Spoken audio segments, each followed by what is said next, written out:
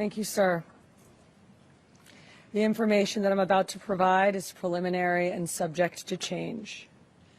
At 6:28 p.m., the 911 call center started receiving multiple 911 calls for an active shooter inside of 345 Park Avenue at 52nd Street in Manhattan. What happened next is under an active investigation and details are still coming in, but here's what we know so far. Surveillance video shows a male exit a double-parked black BMW on Park Avenue between 51st and 52nd Streets, carrying an M4 rifle in his right hand. He walks towards the building's entrance. That individual was seen exiting the BMW alone. The building's security camera footage shows the shooter enter the lobby, turn right, and immediately open fire on an NYPD officer. He then shoots a woman who took cover behind a pillar and proceeds through the lobby, spraying it with gunfire. He makes his way to the elevator bank, where he shoots a security guard who was taking cover behind the security desk. One additional male is shot in the lobby, per his own statement from the hospital. The shooter then calls the elevator, which opens in the lobby. A female exits that elevator, and he allows her to walk past him unharmed. He goes up to the 33rd floor, which is Rudin Management, and begins to walk the floor, firing rounds as he traveled. One person was struck and killed on that floor. He then proceeds down a hallway and shoots himself in the chest. In total, we have 5 victims shot, our officer and 4 other innocent civilians, plus the shooter. The shooter is believed to be Shane Tamura, a 27-year-old male with a Las Vegas address. The vehicle he exited is registered in Nevada to Mr. Tamura.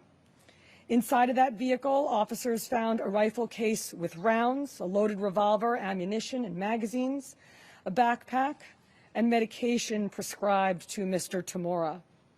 The vehicle was searched by our bomb squad and found to be clear of any explosives. The initial investigation shows that Mr. Tamura's vehicle traveled cross-country through Colorado on July 26th, then Nebraska and Iowa on July 27th, and then in Columbia, New Jersey, as recently as 4:24 p.m. today. The vehicle entered New York City shortly thereafter. According to our law enforcement partners in Las Vegas, Mr. Tamura has a documented mental health history. His motives are still under investigation, and we are working to understand why he targeted this particular location. 345 Park Avenue is a commercial office building whose tenants include the NFL, Rudin Management, KPMG, and Blackstone. At this time, 4 of the 5 victims are deceased, including our NYPD cop.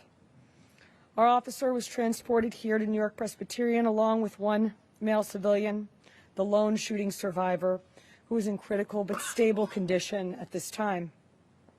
2 other civilians, 1 male and 1 female, both deceased, were brought to Bellevue. The 4th civilian is a female who was found dead on the 33rd floor of the location. Additionally, there are 4 other victims being treated for minor injuries sustained in their attempts to flee the scene. Victims' names are being withheld at this time, pending family notification. Officers from our Special Operations Division are currently conducting a secondary sweep of the entire building. I want to be very clear. We believe this to be a lone shooter, and there is no longer an active threat to the public. But today, 4 innocent victims are dead. Among them is NYPD police officer Didarul Islam, 36 years old, 4 years on the job. Officer Islam was married with 2 young boys, and his wife is pregnant with their 3rd child. He's assigned to the 4-7 precinct in the Bronx. He was doing the job that we asked him to do. He put himself in harm's way. He made the ultimate sacrifice, shot in cold blood, wearing a uniform that stood for the promise that he made to this city. He died as he lived, a hero. I want to extend my profound sympathies to all of the victims and their families, and to the brave NYPD cops who today lost a brother.